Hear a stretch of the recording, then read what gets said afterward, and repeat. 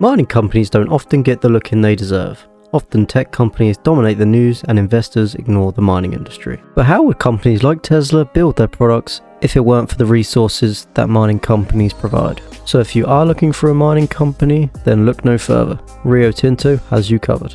Let's break it down.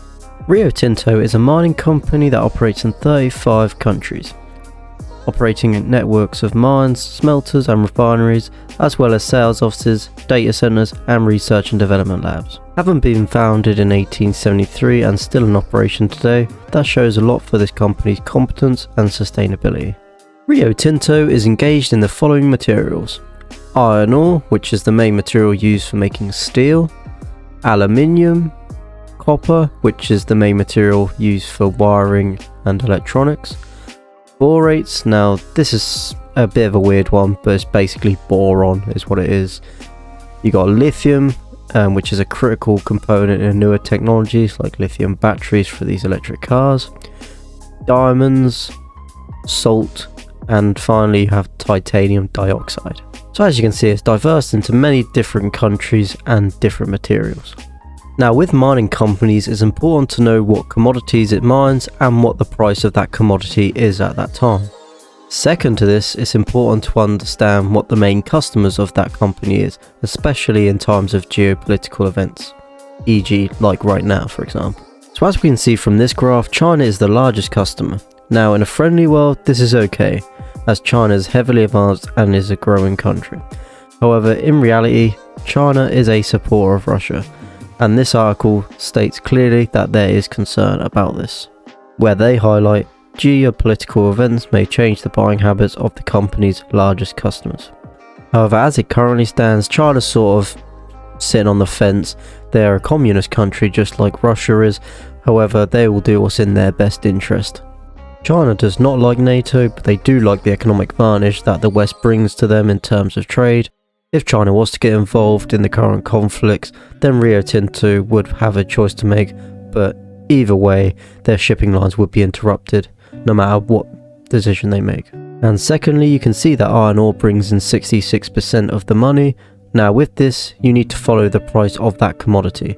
So if we take a look at this graph, you can see how it's been going throughout the years. So as you can see from this graph, iron is not currently at all-time highs, but it is elevated. The price fluctuates over the years, but from 2016 to 2022, you can see an upwards trend. As long as there is demand, which there is, then it should be okay.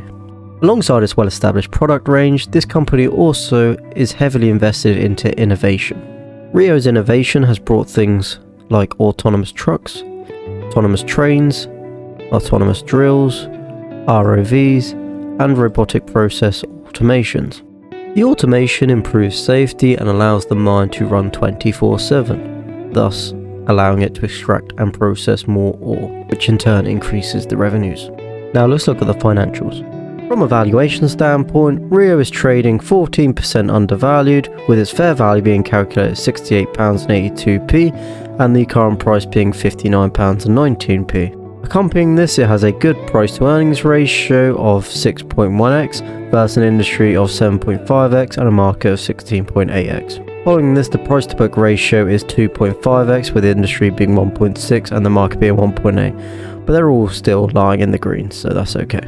When you take a look at past performance and financial health, it's all good news to be honest. If we look at this price history performance, we've gone to the max and we can see all the way back to 1992, and you can see that it has been steadily going up throughout time. If we press this, then you can get given the 1 year change, the 3 year change and the 5 year change in percentages, which you can see here. However, you can see in the 1 year change we have a negative 8.03%. However, if you then go down here and see full share returns including dividends, again you can see the 1 year change, the 3 year and the 5 year with the dividends returns as well. And we have 3.1% last year, 80.1% in 3 years and 163.9% in 5 years, which is above the industry.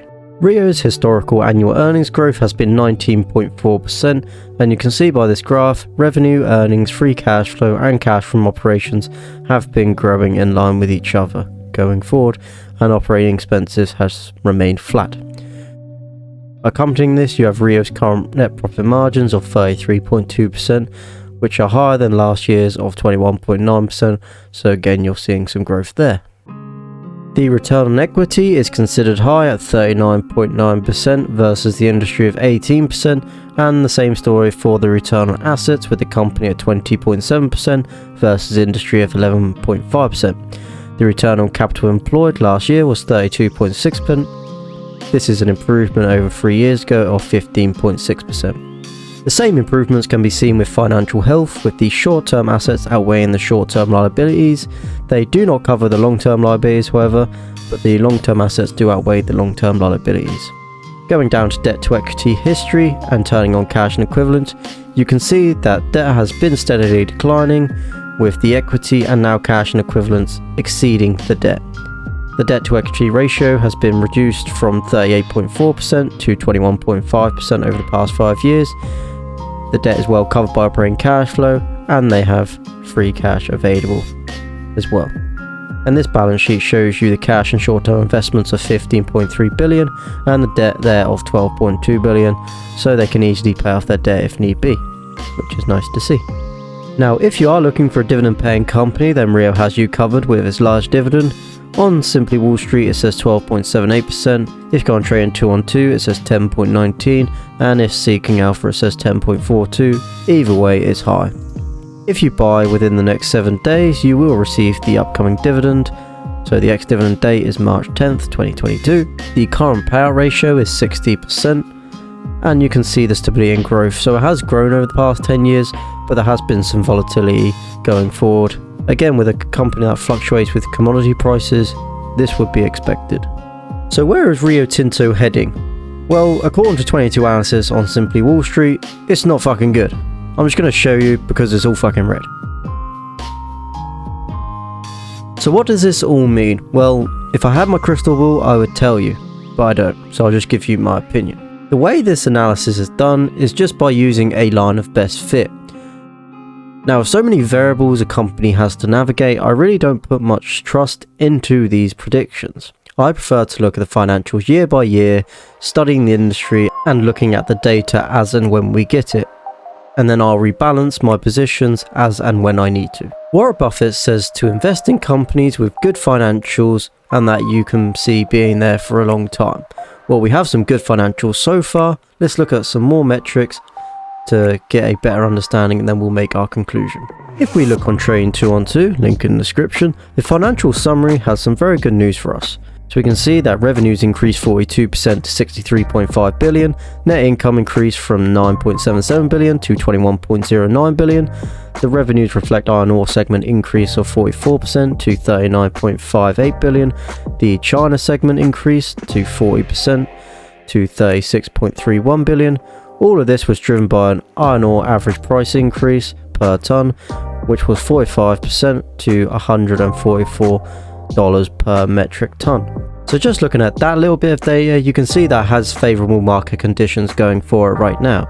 Let's have a look at some more. Looking at per share data, we can see a free cash flow per share of £1.19p, with a dividend per share being £5.88p. We can see a free cash flow trading 12 months of 1.94 billion, so it has plenty of cash on hand to deal with any issues. Going on to its income statement, you can see from 2019, we have total revenues increasing year over year. Same can be said with gross profit increasing year over year, and the same story can be said for net income increasing year over year. If we also look on the balance sheet, we can see that total current assets outweighed the total current liabilities, with total assets outweighing the total liabilities. This trend continues and increases as we go throughout the years, whereas in 2021 we have 24.43 billion, whereas we have here 12.63 billion. So the assets outweigh the liabilities, and that's what we want to see. Okay, so what's my final opinion on this company? Well, I like the dividend and I like the financial results that I'm seeing. However, the geopolitical events is the one thing that has me concerned. We can see that Australia is the location of most of their iron mines, and the largest customer is China. However, Australia and China don't have the best relationship. This will likely be made worse by the current situation going on in the world, which will not do this company any favours if it is to escalate further. I personally would love to see Rio align with more Western countries or more friendly territories, basically. This would then put investors' minds at ease, knowing that conflicts aren't going to stop the progression of the company. Saying this, like I said before, China will work in their best interest, and as long as they need the ore and they can't really get it from anywhere else as cost efficient as they can from Australia, then they will continue to import this resource. I do want to move into this company at some point, but I'm not sure if now is the best time to do so. If you want to invest in the same things I do exactly at the same time, then I have made my investments available to you. If you click on my Trading 212 link down below, I have left my pie down there. If you copy that, then everything will be done automatically. As long as you've got money in there, then every time I buy or sell, you can also do the same. I really hope you guys found this content interesting. I really did try and find everything I could about this company. If you did, I'd really appreciate if you could subscribe, like, comment, all that good stuff, and as a reward, here's a cute picture of a seal. And as always, I'll catch you in the next one. Peace out. Tell me pretty lies, look me in the face, tell me that you love me.